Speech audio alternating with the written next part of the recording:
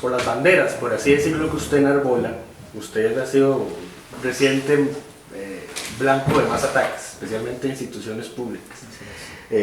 Lo hemos visto con los estudiantes universitarios, con la propia universidad. Usted inclusive atacó muy fuerte al Semanero Universidad cuando salió los papeles de Panamá, y es por sus propuestas.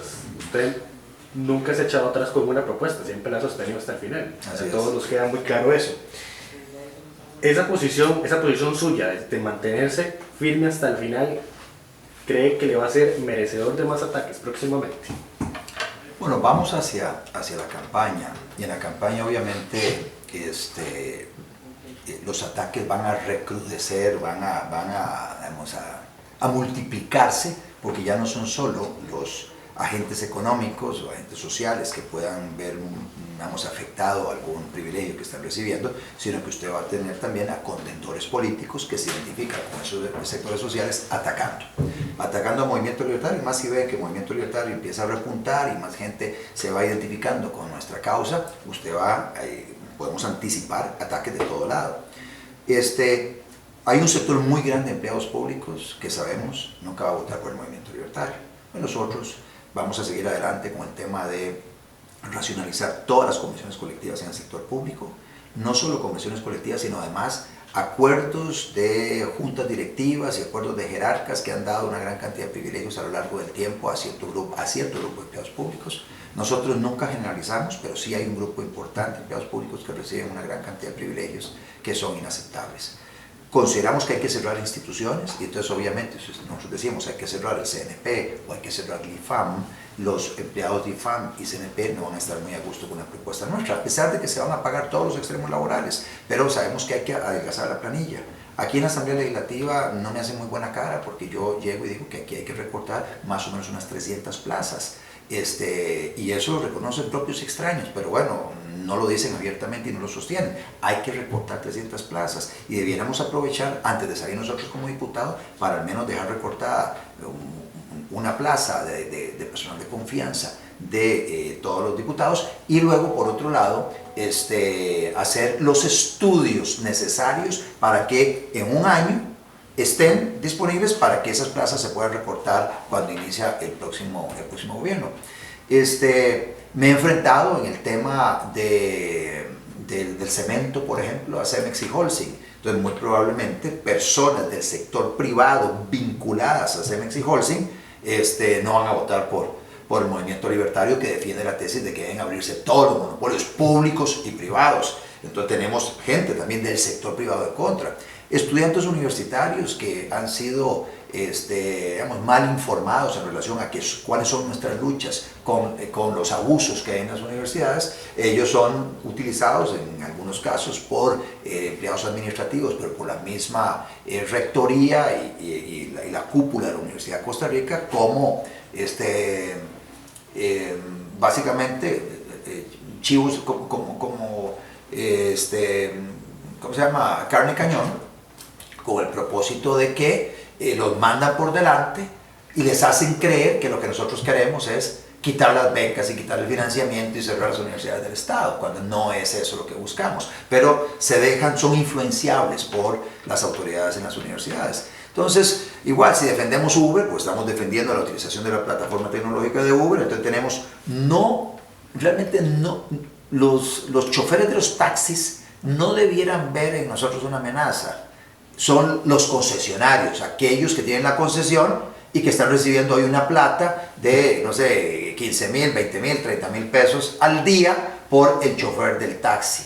Que se ve afectado ese chofer del taxi, le resultaría más comprar un carro nuevo y meterlo con la plataforma tecnológica de Uber que seguirle pagando al concesionario de la placa de taxi. Pero esos concesionarios nunca van a estar con nosotros. Los concesionarios de buses, en términos generales, tampoco, porque nosotros sí creemos en la sectorización y creemos en que debe meterse cuanto antes el sistema de transporte masivo de personas a través de un monorriel o trenes, y eso afecta por ejemplo, la forma en que ellos han venido haciendo negocios. Entonces, sí tenemos claro que hay gente que no nos quiere, el Recope no nos quiere, porque nosotros somos partidarios de abrir el monopolio Recope, Y bueno, en el ICE tampoco nos quieren, porque ellos quieren construir y nosotros queremos que ellos se concentren en lo que tienen que hacer y que se abra la competencia en la generación de eléctrica y la venta de la electricidad. Entonces sí, hay una gran cantidad de actores que claramente nos encuentran a nosotros como sus enemigos ideológicos programáticos, y luego están todas las personas que ideológicamente tienen una visión contraria a las ideas liberales, que son socialistas y en diferentes matices, de que lo que les gusta es más Estado y menos actividad privada, etc. Todas esas personas van a encontrar que nuestras tesis no son de su simpatía. Eso lo tenemos muy claro, pero siento que aún así, con esa oferta electoral tan definida, nos alcanza para pasar a una segunda ronda, y luego en la segunda ronda, dependiendo de quién sea el contendor, y que eso pueda generarnos los votos necesarios para ganar una elección. ¿Cree que se sataniza tal vez una lucha, una causa, si en ella aparece alguien del movimiento libertario? ¿O usted, por ejemplo? Sí, obviamente, y usted lo ve acá con los colegas diputados. ¿De quién es la moción? Ah, de Otto. O sea, hay un prejuicio inicial que se rechaza. ¿De quién es el proyecto? De los libertarios. ¡Pum! Se rechaza. Hay un rechazo inicial a la propuesta. Eso le pasa también a los colegas del Frente Amplio, eso he de reconocerlo. Hay un prejuicio que hay hacia las propuestas de estos dos partidos políticos por las tesis ideológicas que ambos partidos representamos. Pero bueno, hoy el rechazo es menor que el que yo experimenté cuando fui diputado en 98-2002 y que luego hemos experimentado desde el 2002 hasta la fecha. Hoy vemos que un Partido de Liberación Nacional, por ejemplo, que antes era amigo de todos los monopolios estatales, bueno, estuvo de la mano con nosotros en la apertura del monopolio de telecomunicaciones y de seguros. Básicamente obligado por las circunstancias, no porque les naciera, no porque crean en el libre comercio, porque ellos no creen en el libre comercio, pero bueno, obligado por las circunstancias de un TLC firmado, ya negociado, y porque el mundo va hacia allá, tuvieron que tragar fuerte, tragar duro, y entonces tragarse pasar ese trago amargo y seguir adelante con la apertura al menos de esos dos mercados. Aunque luego le dan instrucciones al INS de que trate de avasallar la competencia haciendo dumping de precios, y al ICE de que vea a ver cómo hace para evitar la portabilidad y cómo le hace la vida imposible a las operadoras, etc. Pero bueno, eso es parte de las contradicciones del mismo Partido de Liberación Nacional. Nosotros sí somos un partido que abiertamente defiende la competencia en todas las actividades económicas. Y creo que sí hay un sector cada vez más grande de la población que se identifica con nuestras tesis. Yo me acuerdo cuando yo arrancaba en el 94, literalmente éramos 4 gatos defendiendo estas ideas, y éramos como los loquitos del barrio, vistos como los loquitos del barrio. Bueno, hoy dichosamente ya no, los locos, podríamos decir, somos más y somos cada vez más, y efectivamente estamos influenciando políticas públicas, y yo espero que a partir del 2018 tengamos mucho más músculo en la Asamblea Legislativa para poder hacer los cambios, y desde el Poder Ejecutivo, llegando al Poder Ejecutivo, podremos hacer muchísimos cambios sin necesidad de leyes. Imaginemos por un momento que usted llega a casa presidencial, sí, presidente de la República, y alcanza una mayoría aquí en la Asamblea Legislativa. ¿Qué cambios pondría en marcha en este país? Bueno, de inmediato lo que haría sería aprobar. A ver, hay temas que están en el ámbito de las competencias estrictamente del Ejecutivo y otras con el Legislativo.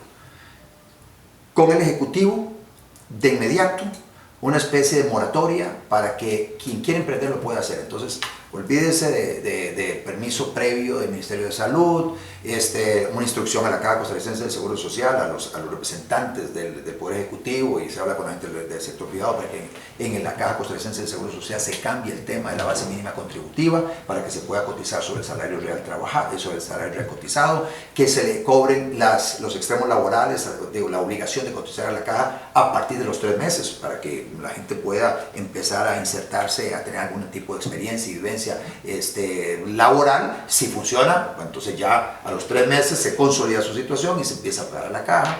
Todo eso son medidas que se pueden tomar, por ejemplo, desde el Poder Ejecutivo. Explotación de gas natural, eso se puede hacer desde el Poder Ejecutivo sin necesidad de una ley. Ya la ley de hidrocarburos se aprobó en el 94, entonces se puede empezar todo a caminar en esa dirección. Y luego lo que es un liderazgo muy fuerte para resolver los problemas de agua en Guanacaste, que básicamente son problemas de gestión de acueductos y alcantarillados, el tema de las obras de infraestructura, todo es gestión, es liderazgo para remover los obstáculos para que las cosas se den. A nivel legal, el tener una mayoría ya garantiza algo muy interesante, y es que si uno anticipa que hay que hacer reformas estructurales muy importantes que requieren mayoría calificada en la Asamblea Legislativa y que no hay forma de pasarlas en la Asamblea Legislativa, yo no perdería tiempo en la Asamblea Legislativa y me iría a un referéndum. Y el referéndum convocado por el Poder Ejecutivo requiere mitad más uno de los votos en la Asamblea Legislativa para ser confirmado. No requiere 38 votos. Con mitad más uno se confirma el referéndum. Y entonces llevaría varias reformas estructurales a consulta ciudadana, un plazo muy corto. Arrancando en mayo, puede ser que en enero, febrero del año siguiente se estuviera haciendo un referéndum sobre algunas reformas estructurales para que nuestro país salga del atascamiento en el que está. Hay que vender activos, algunos de ellos no requieren mayoría calificada, o sea, con la mayoría que se tiene se podrían sacar. Sí haría un esfuerzo para construir una mayoría de 38 votos y consolidarla. Esa mayoría de 38 votos, inclusive considerando la posibilidad de una especie de cogobierno, o sea, de darle responsabilidades también en el Ejecutivo a representantes de ese grupo político que, sumado a los votos nuestros, llegamos a 38. ¿Por qué 38 son importantes en la Asamblea Legislativa? Con 38 votos vos acomodas la agenda parlamentaria.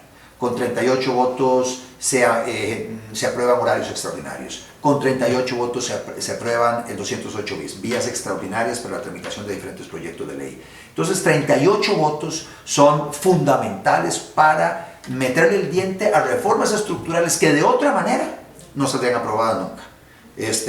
Si me encuentro en la oposición a diputados con el perfil mío, o sea, con ciertas capacidades para impedir que la legislación salga adelante. Entonces, sí, los 38 son fundamentales, y yo haría un esfuerzo por consolidarla, por cuidarla, y eso significa hacer concesiones en el Poder Ejecutivo, abriendo un espacio a representantes de ese partido político. ¿Qué instituciones cerraría? De entrada más CNP y IFAM, o sea, esas dos, y el IAFA también, o sea, son instituciones que realmente lo del IAFA lo puede hacer el Ministerio de Salud y la Caja Costarricense de Seguro Social. Lo de IFAM lo pueden hacer los bancos, si usted le da una platica a las municipalidades más pobres para que contrate su asesoría. Lo del CNP hace rato se debió haber cerrado, porque realmente no funciona para nada. O podría usted agarrar CNP, PIMA, Senada, todo eso puede fusionar en uno solo, entonces se lo pega al Ministerio de Agricultura. FANAL hay que cerrarlo de inmediato y abrir el monopolio. Que está medio adscrita ahí de alguna forma al CNP, porque utilidades de FANAL van para el CNP, y es una institución que su naturaleza jurídica está un poquillo, no está muy clara. Es un monopolio creado allá a mediados del siglo XIX. Eso, digamos, de entrada nomás. Y sí instruiría al Ministerio de Planificación a empezar un estudio de todos los ministerios con el propósito de ver de qué manera se racionaliza el tamaño del Estado. Denunciaría absolutamente todas las convenciones colectivas, y luego sí empezaría un proceso de reducción de planilla. Sí sería muy transparente, todo, los salarios, todo, dar la información pública, las sesiones del Consejo de Gobierno, inclusive hoy con el streaming se pueden hacer públicas. Las juntas directivas todas debieran sesionar en forma, digamos, a través del streaming, porque la ciudadanía pueda ver qué está pasando en los órganos colegiados. Sí, sería un gobierno más de puertas abiertas y ventanas abiertas, gavetas abiertas, no como esta administración que ha sido toda una escondedera de cosas.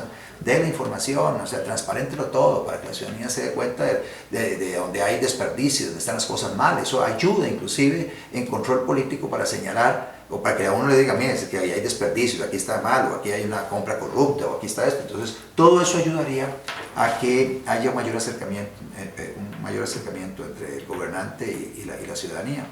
Se vienen tiempos complicados porque hay que tomar decisiones que significan poner orden en salarios en el sector público, vender activos. Hay que vender el Banco Crédito, a mi juicio habría que vender la cartera de seguros comerciales del Instituto Nacional de Seguros, el Banco de Costa Rica. Con eso se puede abonar la deuda pública, explotar el gas natural. Con la explotación del gas natural tenemos ingresos fiscales importantes para el país y con eso abonamos a la deuda pública. Hay que condonar parte de las deudas entre instituciones. Y luego dar mucha confianza al sector empresarial nacional y extranjero para que invierta, facilitar las cosas, que haya más inversión. Si hay más inversión, hay más actividad económica. Si hay más actividad económica, van a haber más empleos. Si hay más empleos, la gente vamos a reducir la pobreza, pero al haber más actividad económica van a haber ingresos tributarios, entonces la situación económica mejora. Entonces eso es un poco lo que uno debiera hacer. Y sobre la marcha, impulsar legislación para abrir mercados. El mercado eléctrico hay que abrirlo. Si no se puede vía ley, entonces lo llevamos al referéndum. El tema de empleo público, si no lo podemos hacer vía ley, lo llevamos al referéndum. Hay 3 o 4. Aquel proyecto de gobernar sin excusas que hemos presentado nosotros para fortalecer la capacidad de toma de decisiones del Poder Ejecutivo, quitarle la desconcentración máxima, más o menos unas 50 entes con desconcentración máxima para que sean entes de desconcentración mínima, volarnos todas las juntas directivas, darle músculo a los ministros para que tengan dirección en su gestión gubernamental. Eso nos permitirá dejar a un lado la excusa de que los mandos medios me tienen atrapado, que no puedo hacer nada, o sea, todos los pretextos que nos estamos acostumbrados a que nos señalen los ministerios para justificar su incompetencia. Entonces, bueno, yo caminaría aceleradamente en esa dirección. Roberto, su posición con la Asamblea Constituyente que está impulsando este movimiento de ciudadanos encabezados por don Alex Solís. Sí, la forma en que ellos lo plantearon inicialmente no tenía mucho sentido, porque es una asamblea constituyente acotada. Es decir, vamos a convocar al Poder Constituyente para que haga modificaciones a esto y esto y esto y esto, pero no se puede meter en esto. Usted no puede ponerle límites al Poder Constituyente. Eso fue lo que se lo quitó el tribunal. Sí, entonces, para empezar, usted no puede hacer eso. Segundo, usted no puede determinar quiénes son los que van a formar parte de esa asamblea constituyente, el representante de los sindicatos, alguien de la academia, alguien allá, no. O sea, es a través del sistema de partidos políticos, se elige quiénes son los que van a ser constituyentes. Y cuando escucho a quienes impulsan una reforma integral de la Constitución, convocando al Poder Constituyente, la primera pregunta que yo les hago a ellos es, ¿qué es lo que no les gusta de la Constitución actual? Yo puedo identificar 3 o 4 cositas que yo modificaría. Artículo 75, el tema de la confesionalidad del Estado costarricense. Eso yo lo quitaría. Pero que esté o que no esté, no cambia nada. O sea, usted me dice, va a convocar el Poder Constituyente para reforma 75, es un desgaste muy grande solo para eso. ¿Qué más no les gusta? Ahí está la separación de poderes, está todo el tema de las libertades individuales, está el tema de las libertades públicas o garantías sociales, las competencias de la Asamblea Legislativa, el Poder Judicial, el Poder Ejecutivo, o sea, tal vez algo con reglas fiscales, pero de todas maneras las reglas fiscales sin sanción no funcionan para nada. Entonces, bueno, y uno empieza a desmenuzar la Constitución y uno se da cuenta, bueno, de qué es exactamente lo que no les gusta, que consideran que los males de Costa Rica se resuelve con una nueva Constitución. Y cuando uno se da cuenta que la Constitución de los Estados Unidos tiene prácticamente toda la vida de existencia con poquitas modificaciones, y uno ve países como Bolivia que cambia la Constitución como cambiarse calzoncillos, o sea, usted uno ve Ecuador, Bolivia y todo lo demás, entonces uno se da cuenta que no es la Constitución la responsable de la ingobernabilidad de nuestro país. Tiene que ver con reformas legales, tiene que ver con la hipertrofia estatal, ¿no? Eso no tiene que ver con Constitución. Hay que hacer una reducción del Estado, un ordenamiento, aprobar un proyecto como el de gobernar sin excusas. Entonces, todo esto para resumirle que no siento que la constituyente vaya a resolver los problemas del país, más bien nos podemos arriesgar a que se toquen algunas áreas que son, esencia de nuestro ser. La reforma constitucional que se presentó la semana pasada, que además de cambiar el sistema de elección de diputados, traería consigo elevar el número de estos de 57 a 84. Yo se lo dije a Abril Gurría, que usted sabe fue candidato a vicepresidenta en mi fórmula presidencial en la elección pasada. Yo lo que le dije es, mire, yo sinceramente no veo ningún chance que un proyecto con esas características pueda ser aprobado en el siguiente año y medio. O sea, no lo veo por ningún lado. O sea, no hemos podido sacar una reforma constitucional del artículo 176 de la Constitución, reforma constitucional que fue firmada por prácticamente todos los diputados, yo creo que fueron 50 y pico firmas, impulsada por la Contraloría, con el tema de la transparencia, con el tema de los presupuestos plurianuales, con el tema de poner un poco de orden en lo que es la clasificación de los gastos y cosas de esas. no hemos podido pasar de la tercera lectura y admisibilidad de esa reforma constitucional en el año y medio que nos queda. No hay manera en el mundo, yo no veo por ningún lado, que un proyecto como ese, sobre el cual ya algunos diputados, digamos, con círculos de influencia importantes en la Asamblea Legislativa han dicho que no están de acuerdo, tenga ningún chance entonces de salir. O sea, no veo ninguna posibilidad. El proyecto ese sí irá a recibir las tres lecturas y tal vez empiece la discusión de la tercera lectura, después de la tercera lectura de la admisibilidad, donde cada diputado tiene derecho a hablar media hora, que es en lo que está ahora la reforma del 176, ya llegando a la parte final de las medias horas, agotando las medias horas de todos los diputados. Una vez que sale, pasa el proceso de admisibilidad, va a una comisión durante 20 días para que lo dictamine, y luego dictaminado va a hacer fila, atrás, abajo, teniendo no sé cuántas, 20, 30, 40 reformas constitucionales por delante que tienen supuestamente relación sobre el tema. Así que ese no lo veo saliendo. Ese veo que todavía le falta mucho más, digamos, construcción de consensos a nivel nacional con propósito de ver si se cambia el sistema. Pero, ¿considera usted que debe cambiarse el sistema en el que se eligen hoy los diputados? Sí. Yo soy partidario de que efectivamente hay que hacer un cambio. Me parece que tenemos 57 diputados con 7 distritos electorales de tamaños disímiles. Yo soy partidario de tener más, pueden ser los mismos 57, pero usted los puede dividir en 9 circuitos electorales de 5 diputados exactamente iguales, que el Tribunal Supremo de Elecciones define las jurisdicciones, y estos son exactamente iguales de 5, y luego una lista nacional de 12 diputados. Entonces eso lo lleva a usted a tener los 57 diputados. ¿Elevar el número no? Entonces, no, el tema de elevar el número es un tema que mientras la Asamblea Legislativa no dé ejemplo de que puede contener el gasto público, no, yo estoy en contra de que se eleve el número, porque significará elevar la cantidad de personal en la Asamblea Legislativa y entonces el gasto público se dispara. Entonces, por lo pronto podemos hacer algo cambiando el sistema, como yo se lo menciono, pero he observado, por ejemplo, Mario Redondo, me acuerdo, cuando la gente Poder Ciudadano hizo la presentación en la Comisión de Reforma Política, Mario Redondo dice: con ese proyecto yo no hubiera salido electo como diputado, por lo tanto yo estoy en contra.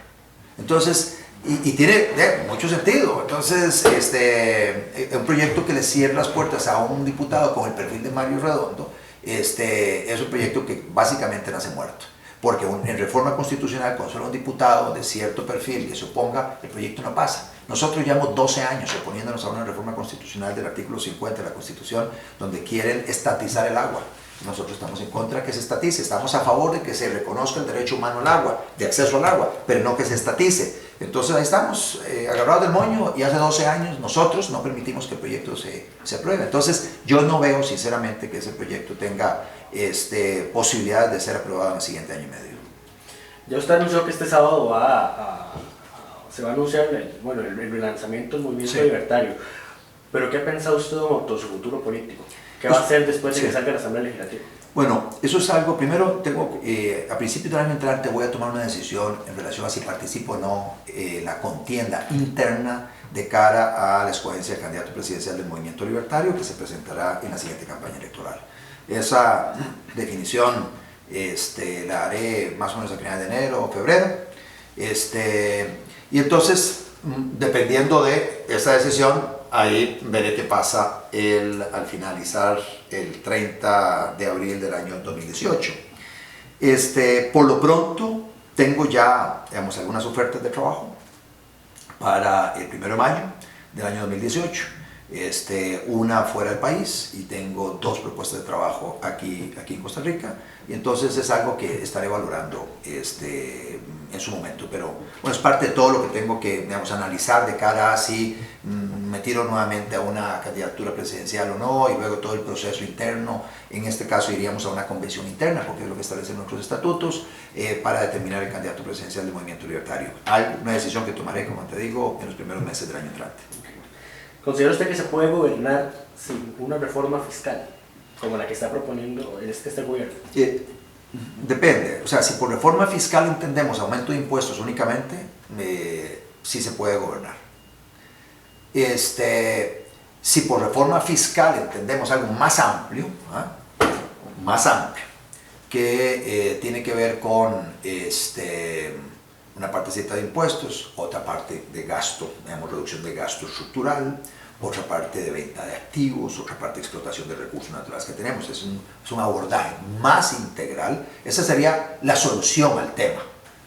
Pero que se puede gobernar sin impuestos, se puede gobernar sin impuestos. Lo que hay que hacer es meter rápidamente el freno al gasto, y eso es más dramático en el sentido de que usted tiene que vender activos para bajar la deuda y condonar deuda, y flexibilizarse en cuanto a todos los destinos que tiene usted en el presupuesto, que el 8% de educación, que eso, va a tener que, digamos, parar el crecimiento de todo eso, parar el crecimiento del sector público. Entonces son medidas más de choque, pero sí se puede. Nosotros hemos propuesto, digamos, una ruta de acción en esa dirección y activemos la economía para que haya más ingreso tributario, pero sí tenemos que rebajar rápidamente gasto. Si queremos hacerlo más rápido y menos traumático, entonces hagámoslo en forma integral, pero que se puede, se puede. Ya para finalizar, ¿cuál considera usted que es el principal logro y el principal fallo de este gobierno? El principal logro son también 2 o 3 logros. Uno, el que hayan denunciado algunas convenciones colectivas y que algunas de ellas se hayan renegociado a la baja, 3 de ellas, la del COPE, la del Habdeba y la del Banco de Costa Rica, eliminando algunas cositas. No fueron muy profundas, pero revirtieron una tendencia de que cada vez que se hablaba de una convención colectiva se aumentaban los privilegios para el grupo de empleados de esa empresa pública. Entonces, ahí al César lo que es del César, hay que reconocerle eso a esta administración. En segundo lugar, he reconocido públicamente la lucha de don Welmer Ramos en el Ministerio de Economía y obviamente al presidente que le ha acompañado en lo que es mejorar los indicadores de Costa Rica ante diferentes organismos internacionales en cuanto a destino de inversión, en cuanto a manejo, clima para hacer negocios. A pesar de que caímos este año, el año pasado hubo un incremento muy importante en la posición que teníamos a la posición que tenemos hoy. No es para quedarnos de brazos cruzados, es una posición absolutamente mediocre, hay que seguir adelante, pero ha caminado. Y luego la lucha para abrir el mercado de cemento, claramente fue una lucha donde Welmer Ramos tuvo que enfrentarse a 2 titanes, que son esas multinacionales, Cemex y Holcim, y la verdad es que sacó adelante la tarea. Yo diría que en términos generales esos son los únicos méritos que le puedo señalar, que es nada. Y luego, dentro de los desaciertos de prácticamente toda su gestión, son 2 años y medio de desaciertos, empezando por la poca transparencia, la poca ejecutividad, la poca presencia del presidente en relación con qué es lo que está pasando en el país, o sea, como un buen director de orquesta, poniendo a la gente de los presidentes de instituciones autónomas a hacer su trabajo, los ministros, o sea, estar él apretando clavijas y afinando para que aquello suene bien. Y tenemos entonces toda la infraestructura abandonada, realmente no pasa nada. Y luego tenemos a un presidente donde la seguridad está descuidada, indicadores, digamos, acceso a banda ancha, realmente está paralizado. Estamos en uno de los últimos lugares en el ancho de banda y en el acceso de todos los costarricenses a un buen ancho de banda necesario para una gran cantidad de servicios que hoy se brindan, como telemedicina, educación a distancia, teletrabajo, etc. Y básicamente tenemos a un presidente que estafó a los costarricenses, dijo que iba a hacer una cosa en campaña y llegó y realmente no le ha cumplido a los costarricenses en nada, en bajar el precio de la luz, en cerrar Conavi, en cerrar la DIS, en no utilizar la propaganda para castigar o premiar, o sea, en fin, hay un montón de señalamientos que uno puede hacerle a la administración sobre las cosas que ha hecho mal, la misma sectorización. Hoy el PAC finalmente hoy le llama la atención a mí, presidente, que dijimos tal cosa en campaña y no lo estamos haciendo, el PAC siempre ha dicho tal cosa y no lo hemos hecho, pero no solo eso, son un montón de cosas. Lo que pasa es que el PAC como partido se ha quedado callado. Entonces sí, tenemos una administración que lamentablemente deja mucho que desear y ya lamentablemente lo que queda es 1 año y medio y no vemos que las cosas vayan a cambiar. Ya dio lo que puede dar y lo que queda es, ya él sabe que con el ladito de perro en el que estamos ya llegó a la otra esquina, entonces ya él es casi que se está comportando como expresidente y ya no creo que vaya a haber mayor desgaste de esta administración en lo que resta. Siempre los errores aquí y allá, el tema de lo de Brasil, que tiene todas sus colas y sus ramificaciones, ahora que el carajo se pelea como le aclara a Oldemar de Tierra Blanca, entonces llega y las declaraciones, o sea, Cosas como esas que son errores así, digamos, anecdóticos de nuestro presidente, pero ahí seguirá disfrazándose con cada cosita, digamos, muy alusivo a las actividades a las que se le inviten. Usted lo verá inaugurando que sí, un gimnasito allá en Grecia, y entonces irá a ponerse el casquito para hacer la supervisión de alguna carretera, todos los viernes, en lugar de estar, digamos, agarrando el toro por los cachos. Entonces, y la campaña política entonces se va a meter de cabeza, ¿verdad?, de lleno. Entonces el año entrante es política, política, política, para que la gente se olvide de la administración y lo que le queda, y entonces todo el mundo ilusionado con quién es el que viene y cuáles son las ideas que se van a llevar a la práctica a partir de mayo del año 2018.